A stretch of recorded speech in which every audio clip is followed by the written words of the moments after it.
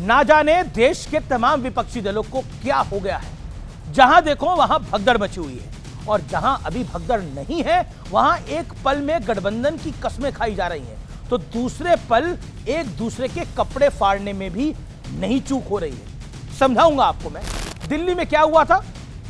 2024 लोकसभा चुनाव में कांग्रेस और आम आदमी पार्टी ने मिलकर चुनाव लड़ा, एक दूसरे के बारे में खूब अच्छी अच्छी बातें कही, कस्में वादे कहे, लेकिन अगले ही साल यानी 2025 में विधानसभा चुनाव आते ही सुर बदल गए, हालात बदल गए, जज्बात बदल गए। कांग्रेस को अरविंद केजरीवाल में सबसे बड़ा भ्रष्टाचारी दिखने लगा, आप में बीजेपी की बी टीम दिखने लगी।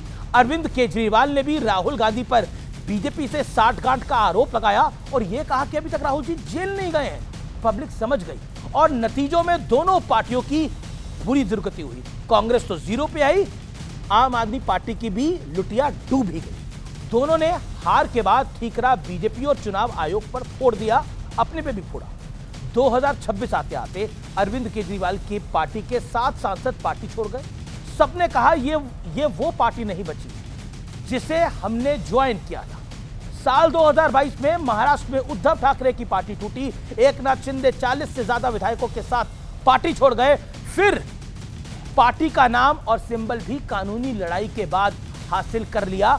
वजह बताई गई, उद्धव ठाकरे की पार्टी के नेताओं के साथ कनेक्शन ना के बराबर। आरोप यह भी लगे कि पुत्र मुंह में उद्धव ठाकरे पार्टी के हित को ताक पर रख रहे हैं।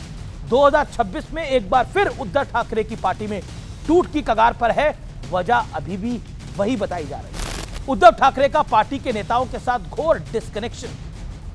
लेकिन एज एक्सपेक्टेड आरोपी भारतीय जनता पार्टी और एनडीए पे ही लगाए जा रहे हैं। बंगाल में दीदी हारी तो गजब ही हो गया, लगभग पूरी पार्टी ने पलायन कर लिया। 2 महीने पहले ममता बनर्जी आगे चलती थी तो पीछे उनके नेता, सांसद और विधायकों की फौज चलती थी। और अब जब सब ऐसे निकले जैसे पहले कभी वहां थे ही नहीं, सबने कहा दीदी से बैर नहीं, भतीजे तेरी खैर नहीं। लेकिन बंगाल में भी टूट का आरोप बीजेपी पर ही लगा। हालांकि बीजेपी में कोई नहीं गया, यानी विधायक तो नहीं गए, सांसदों ने भी अलग गुट बनाया। तमिलनाडु में क्या हुआ?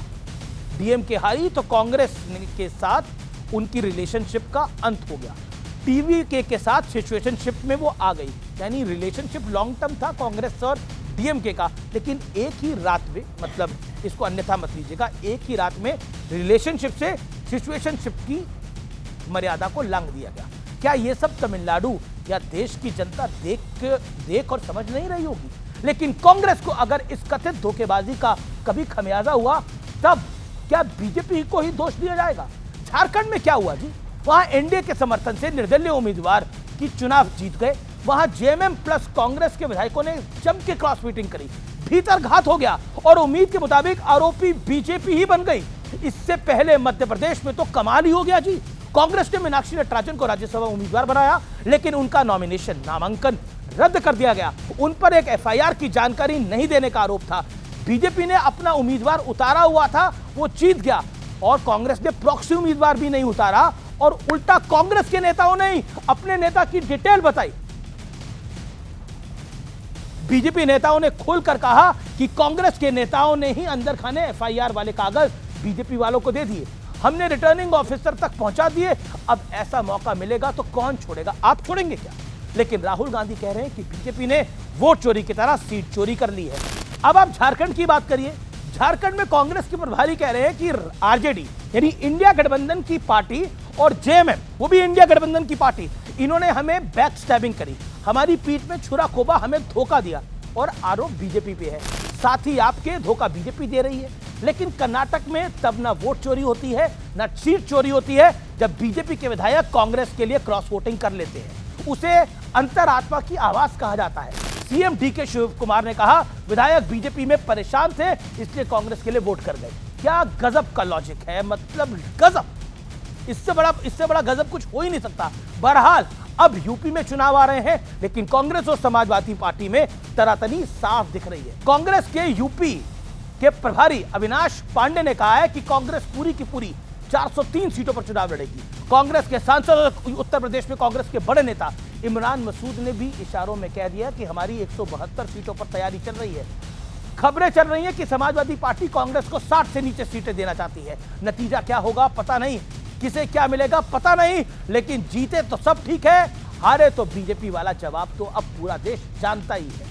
टीम का कैप्टन कैसा है ये इस बात से पता चलता है कि टीम जब हार रही है तब उसका माइंडसेट कैसा है। सुख में सब साथ होंगे ये ऑब्वियस है, दुख में भागने लगेंगे तो निश्चित तौर पर कैप्टन को इंट्रोस्पेक्ट की जरूरत है। बहानेबाजी से सिर्फ वक्त बीतेगा, हालात नहीं बदलेंगे।